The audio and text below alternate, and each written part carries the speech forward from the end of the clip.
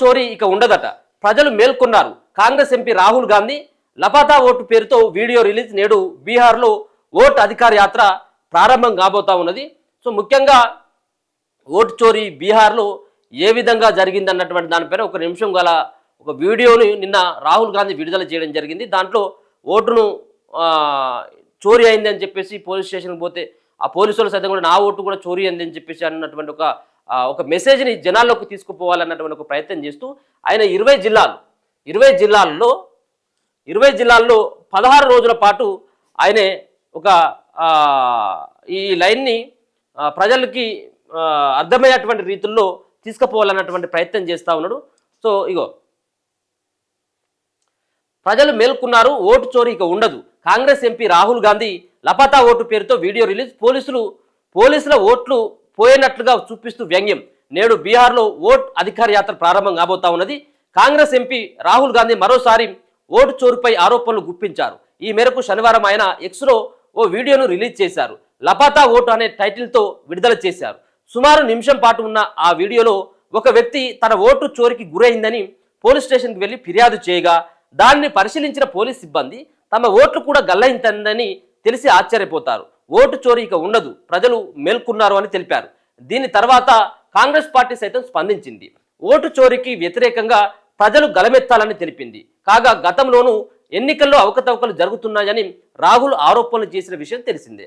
అయితే రాహుల్ గాంధీ ఏమో ఓట్ల చోరీ జరిగింది, దేశంలో మూడోసారి అధికారంలోకి రావడానికి బీజేపీ పార్టీ కేవలం ఓట్ల దొంగతనం చేసి గెలిచింది కాబట్టే అధికారంలోకి వచ్చింది అన్నటువంటి భావన ఆయన వ్యక్తం చేస్తూ ఉంటే, బీజేపీ పార్టీ నేతలు పక్కనున్నటువంటి రాష్ట్రాలలో మరి బీజేపీ పార్టీ అధికారంలోకి రాకపోవడానికి, ఒకవేళ రావాలంటే అన్నిట్లలో రావాల్సిందే కదా, అన్ని రాష్ట్రాలలో బీజేపీ పార్టీ అధికారంలోకి రావాలి. అలాగే అరకొర మెజార్టీతో మాత్రమే ఇప్పుడు బీజేపీ పార్టీ కేంద్రంలో అధికారంలో ఉన్నది. ఏది ఇక్కడ టీడీపీ పార్టీకి సంబంధించినటువంటి ఎంపీలు ఎవరైతే ఉన్నారో, సో టీడీపీ పార్టీ ఎంపీలు లేనట్టయితే ఉంటే, టీడీపీ పార్టీ సపోర్ట్ చేయకపోయినట్టయితే ఉంటే ఇలా బీజేపీ పార్టీకి భవిష్యత్తు లేదు. సో ఆ విధంగా మేము ఒకవేళ కావాలనుకున్నట్టయితే ఉంటే ఉన్నటువంటి ఎంపీ సీట్లలో 1/3 మేము మాకు వచ్చేదిగా. ఇంకో పార్టీల యొక్క సపోర్టు దేనికి అవసరం?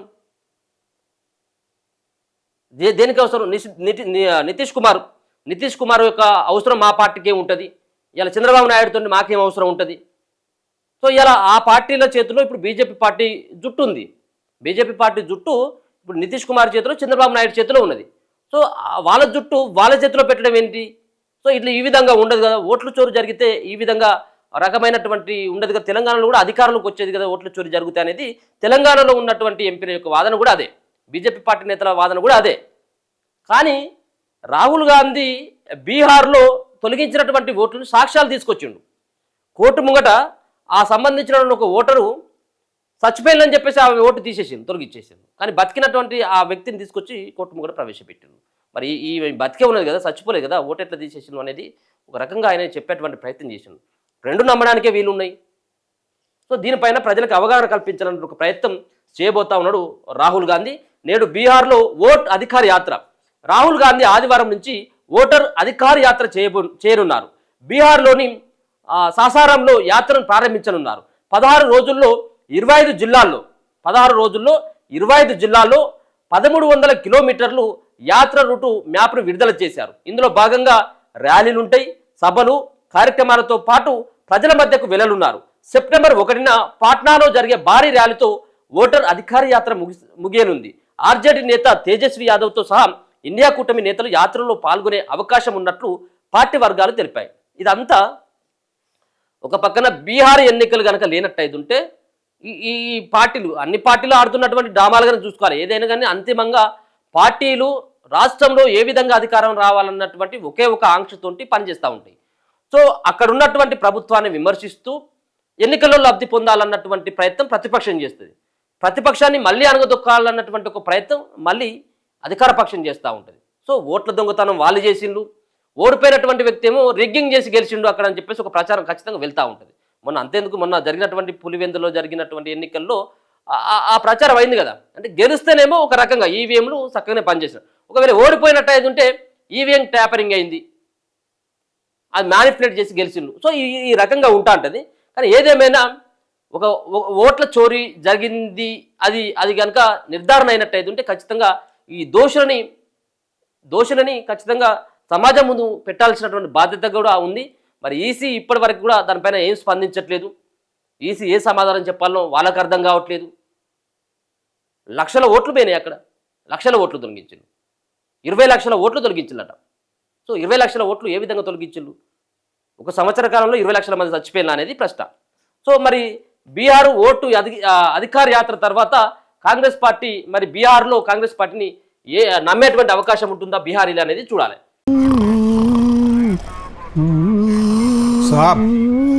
साहब रिपोर्ट लिखाना है।